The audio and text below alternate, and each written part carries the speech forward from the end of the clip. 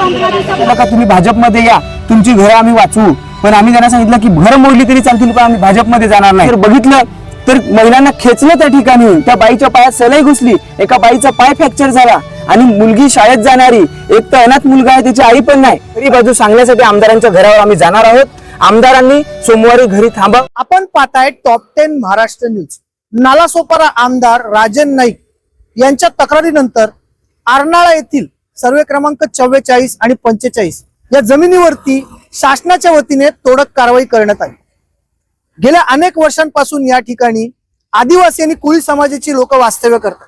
अचानकपणे ही तोडक कारवाई केल्यामुळे आता राजन नाईक यांच्या विरोधात जन आक्रोश तयार झालेला आहे.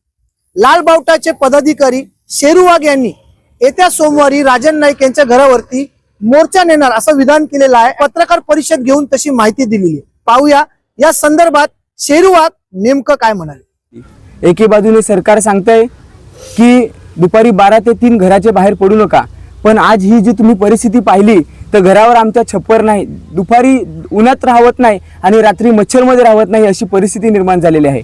सरकारने एक ना हजारो कायदे बनवले की कातकऱ्यांचं पुनर्वसन करा, कातकऱ्यांचे स्थलांतर थांबवा, कातकऱ्यांचा विकास झाला पाहिजे, त्यांच्यापर्यंत योजना पोहोचल्या पाहिजेत. परंतु एके बाजूने आमची राहती घरं कातकऱ्यांनी स्वतः इथं कातकरी समाजाने जे भंगार वेचून लोकांची मजुरी करून, मच्छी जमा करून, असे छोट्या मोठ्या व्यवसाय करून त्यांनी स्वतःची घरं पैसे जमा करून घरं बांधलेली, ही घरं सरकारने उद्ध्वस्त करण्याची कामं केलेली आहेत. आणि आम्हाला सांगतात की तुमच्याकडे सातबारा आहे का, तुमची जमीन नावावर आहे का. प्रशासनाला लाज वाटली पाहिजे की पहिला ह्या जमिनीवर कातकरी समाज आला, आदिवासी समाज आला आणि नंतर या प्रशासन नावाचं प्राणी आलं. तर आमच्याकडे कागदा नाही, ह्याचा दोष आमचा नाही, ह्याचा दोष सरकारचा आहे. सरकारने आम्हाला कागदा पुरवायला पाहिजे होती. आमच्या शेतामध्ये कागद नाही पिकत किंवा आमच्या घरामध्ये कागद नाही पिकत, तर कागद देणं हे काम हे सरकारचं काम होतं.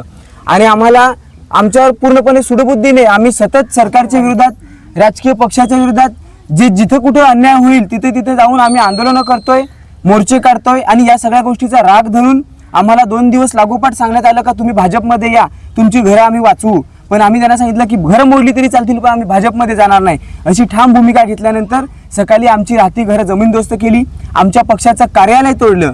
आणि ज्या भाजपचे आमदार राजन नाईक यांनी विधानसभेमध्ये हा मुद्दा उपस्थित केला की अर्नाळा या गावामध्ये बांगलादेशी लोक राहत आहेत, तर अर्नाळा पोलीस स्टेशनमध्ये बांगलादेशी असल्याचा पोलीस स्टेशनमध्ये गुन्हा दाखल आहे.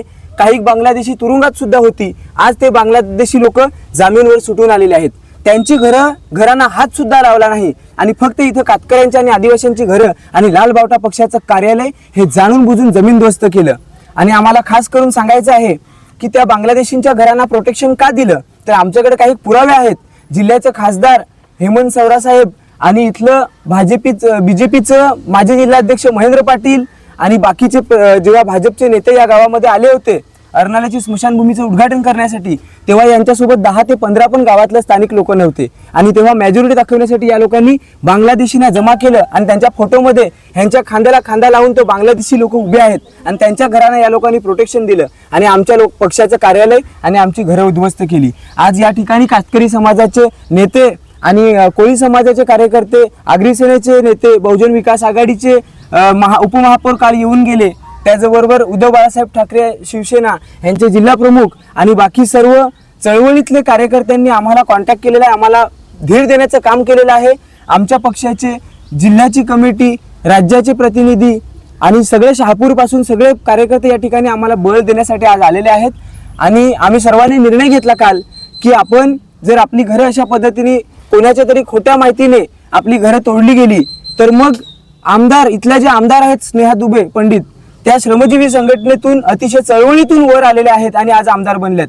खरं म्हणजे आम्ही कम्युनिस्ट पक्षाचं काम करतोय, आम्हाला मारून 2 तुकडे केले तरी चालतील पण आम्ही भाजपला मतदान करणार नाही अशी आमची परिस्थिती होती.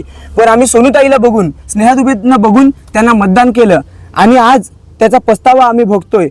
जास्ती नाही, फक्त 3000 मताने सोनूताई निवडून आली आणि ती मतं आम्ही सांगू शकतो हक्काने की आमची लोकांची मतं होती.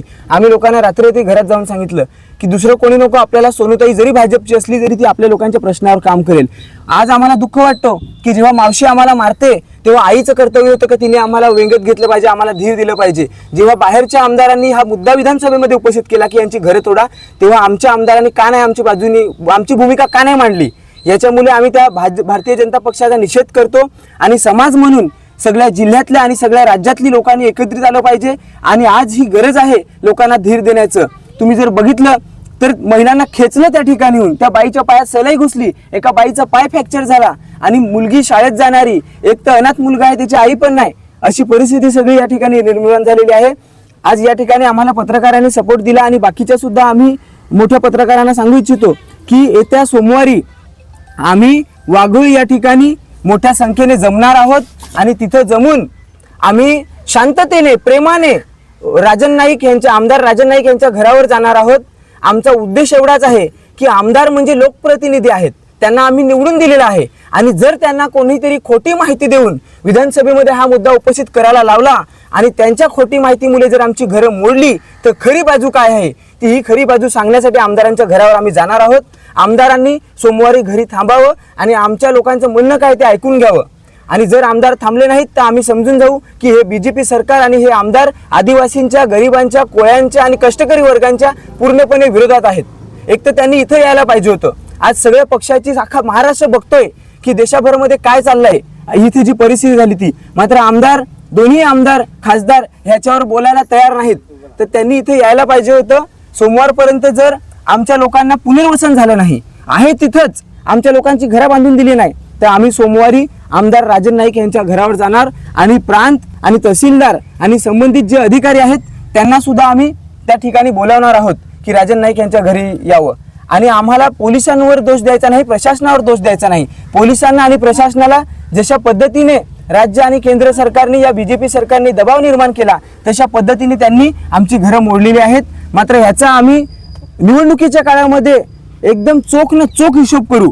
ज्यावेळी आमची घरं मोडली, आमच्या ऑफिस मोडली, तेव्हा आमच्या डोळ्यातनं अश्रू आला आणि त्या अश्रूचा बदला आम्ही येत्या दिवसामध्ये त्यांच्यात लोकशाही मार्गाने आम्ही तो बदला घेतल्याशिवाय राहणार नाही. आमचे बाकीचे पदाधिकारी ही लोक सुद्धा सविस्तर माहिती देतीलच.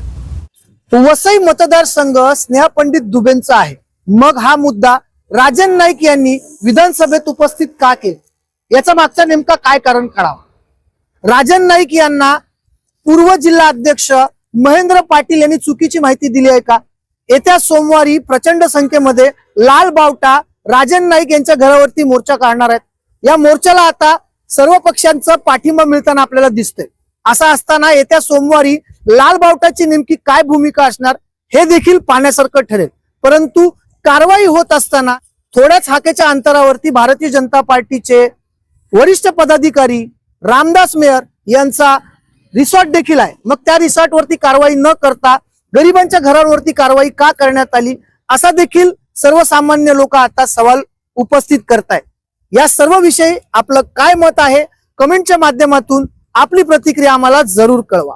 Top 10 Maharashtra news, Vasai Virar.